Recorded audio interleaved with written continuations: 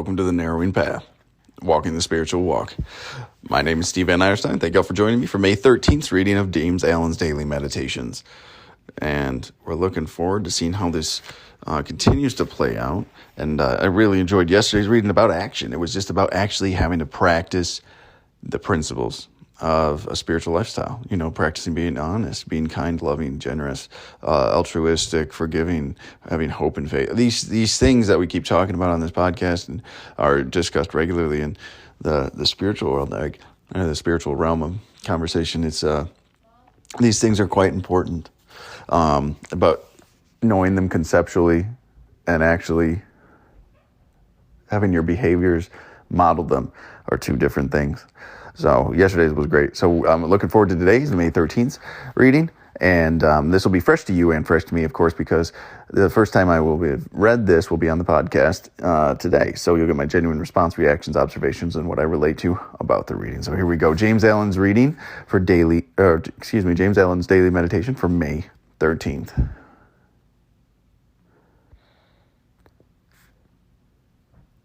They are the doers of the Father's will, who shape their conduct to the divine precepts.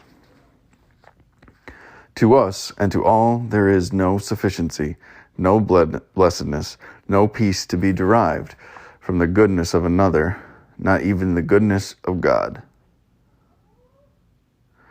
Not until the goodness is done by us, not until it is, by constant effort, incorporated into our being, can we know and possess its blessedness and peace. Therefore, thou who adoreth Jesus for his divine qualities, practice those qualities themselves, and thou who shalt be divine. The teaching of Jesus brings men back to the simple truth that righteousness or right doing is entirely a matter of individual conduct. It's not a metaphysical something apart from a man's thoughts and actions, and each must be righteous for himself. Each must be a doer of the word, and it is a man's own doing that brings him peace and gladness of heart, not the doing of another. It is only the doer of forgiveness who tastes the sweets of forgiveness. Here we go. Not much better than just a reading about action, a reading about what our responsibility really is here, and why it's important that we do those things. It's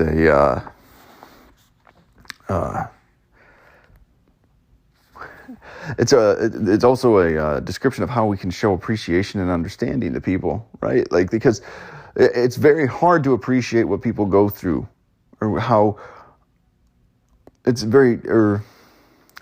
a disconnect between observing someone be kind and then being kind yourself and knowing what it takes for that individual to be kind, right? That's what the illustration that he gave of Jesus's behavior, right? It's one thing to read about it, understand it, appreciate it even intellectually, but to really understand it until it is practiced ourselves, we won't get it. We won't understand the depth of those actions. So here we go. Let's read this again. The first line was actually really great. Let me read it again. They are the doers of the Father's will, who shape their conduct to the divine precepts. So when we practice these spiritual disciplines, these spiritual principles, again, I can't emphasize this enough. That is what this is about. When you stop the self-serving behaviors, you start practicing these spiritual principles, and you start changing how you think about people, and then you start changing where your heart lies. You transform yourself into this person that you didn't know was possible to be. You didn't know you had those qualities in you, and you let all of those self-serving, selfish, sinful behaviors go, and it's a lovely thing. It's an amazing thing. It's a miracle of a thing, honestly. And this is what he's talking about here. The doers of the Father's will are the ones who shape their conduct to the divine precepts. It seems that simple, right? You live this way. because it is the right thing. All right, this is the main body of the reading. To us and to all, there is no sufficiency, no blessedness, no peace to be derived from the goodness of another, not even the goodness of God.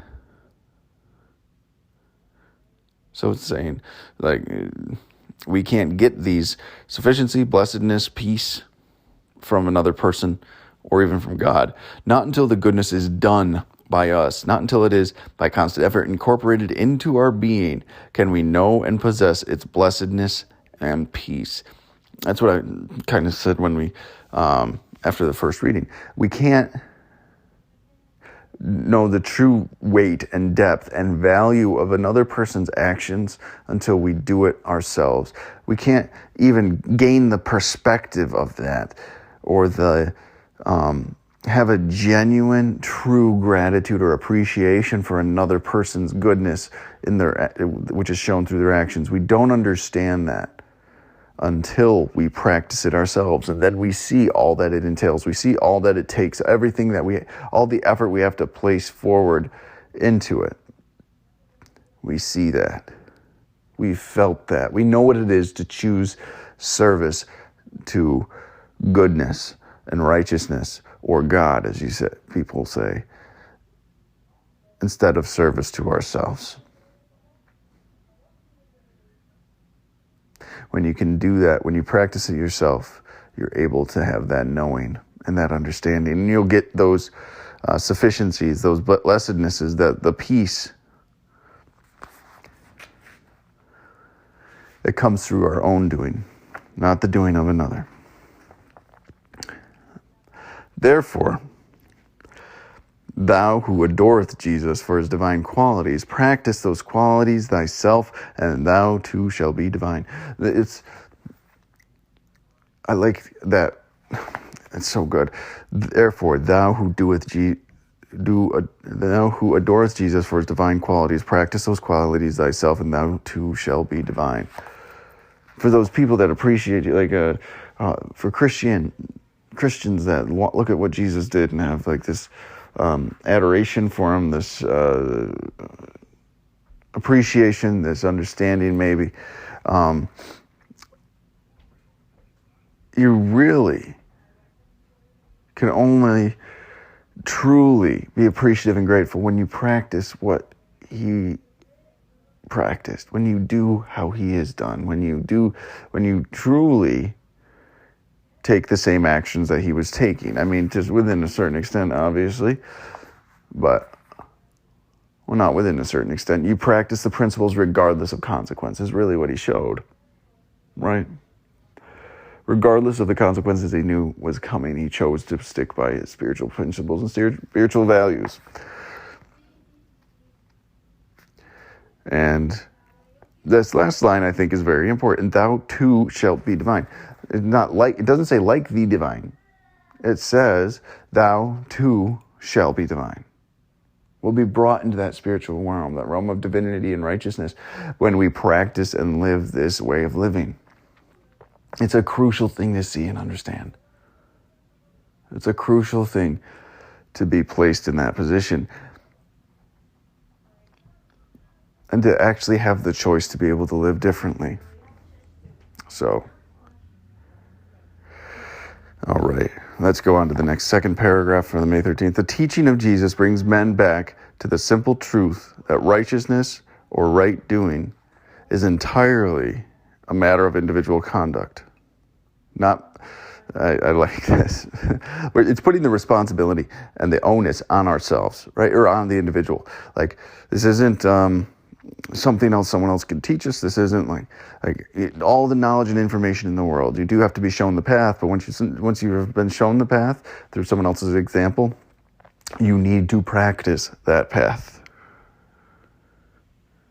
Teachings of Jesus brings men back to the simple truth that righteousness or right doing, those are one and the same, is entirely a matter of individual conduct.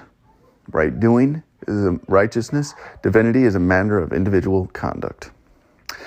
Not a metaphysical something apart from a man's thoughts and actions. right? Like, you can't just say, I have this concept, I believe this path, I believe this is where I'm going to go, and then behave however the hell you want to behave. Like, this is something you have to commit to for your, like, you have to purify your soul, purify your thoughts, and purify your actions in accordance to the path you're choosing to take. It's not some abstract idea you can say you believe in, but not follow the actual teachings of it, or not follow the practices of it. It does nothing. That's a hollow thing.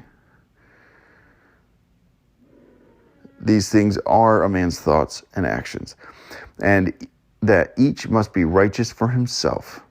We ourselves have to live a righteous life, a God-like life, a Christ-like life, a truth-seeking life, a life of love. Well, however this wants to be phrased or put, or you want to frame this, I welcome you to do it. But we have to be responsible for our own actions and thoughts and intentions, and they have to align with what we talk about here. And when we do that, we'll find that freedom, that strength, that steadfastness, and that peace, that all of that's been promised to us. But it is only given to us as per our actions and our thoughts and our intentions. It's not if we understand it conceptually. It's not if our brain can wrap itself around the concept. It's what we do. Each must be the doer of the word, and it is a man's own doing that brings him peace and gladness of heart, not the doing of another, right? Not the doing of another. So there we go. Again, what I just said. You can be around as many people as you want that are acting correctly, that are living honestly, that are being loving and forgiving and practicing the principles or precepts, as it was called here, of the spiritual life. But until you do it yourself, it's this peace and this gladness of heart they don't just you don't get them by osmosis, as some people say in certain circles. You have to actually be willing to take the actions and put the effort forth yourself. So, and then the last line is an example of it. It is only the doer of forgiveness who tastes the sweets of forgiveness, right? Forgiveness is not for others. Forgiveness is for ourselves. Is it not? Because when we forgive, we are free. When we love, we are free. Right? Like, this is an example of practicing these principles, and then we reap the rewards of the principles we practice. But we have to practice them genuinely with right intention. And we have to do these things.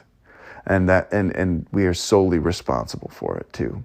We can't put the onus on anyone else but ourselves.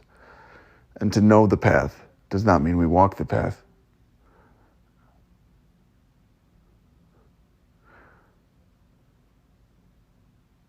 There's very different things. To conceptually understand it, maybe is a better way to say, instead of know the path, because to know it means you're self-assured by practice. So to conceptually understand what the path is different than walking the path itself, practicing this life.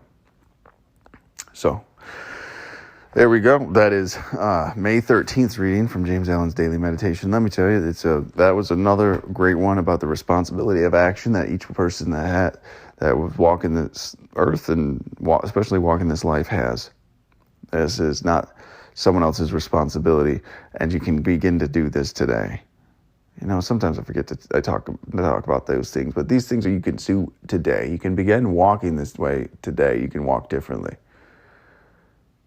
And when you do that, you can start changing your life. In this moment, in this day, you can start changing your life.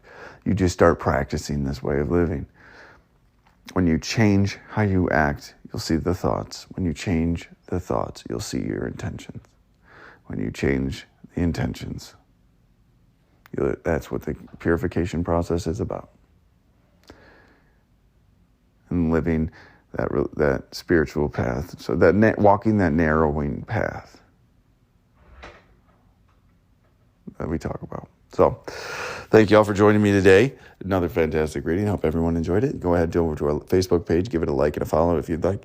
And you can hear us on Apple Podcasts, Spotify, Anchor, Amazon, and Audible. So thank you all for joining me today. I look forward to tomorrow. Until next time. Thanks.